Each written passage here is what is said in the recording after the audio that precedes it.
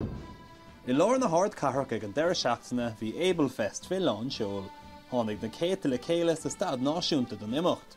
Is féle inchuimseach é seo do dhaoine bhfuil riachtanis bhreise acab agus imléana d'oibrigh siad le tradfest don céad ó riamh chun deisithirt a gach duine páirt a ghlacha sa scléab.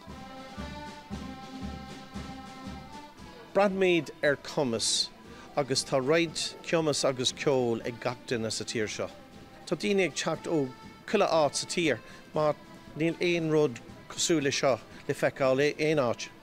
Tá sé ag fás bliain agus bliain, agus béad go mbeidh mé ag Parc Crocaigh le Ablefest ag gceann tamil. Leabhar mé chomá le Martin Hart atá mar stúrthóir ag tradfest. Dar leis tá deas sampla tucha ag Ablefest inis, agus ba ceart an níos mó féilte agus imeachtaí timpeall na tíre agus fiú thar lear fáil amhaid. Déantaigh na rán farta le sin chomá cosúla Amy a rá anna lá aice ag Ablefest. Bhain méid tanmh as an ceo agus an féile. Bhí sé go háling a bheith I lár an éanaigh chun gacrad eáil ag Ablefest inniu. Tháinig gach duine le chéile chun láithfíor speisialta a chur ar siúl agus bás a chuimseach a chruthú do gach aine. Tá foran Ablefest ag súil le níos mó imeachtaí a chur ar siúl imléana agus fás agus forbait a dhéine sna blianta amach roing. Seán am mhuiil Ciarán, Nuacht Cúla4, Baile Clár.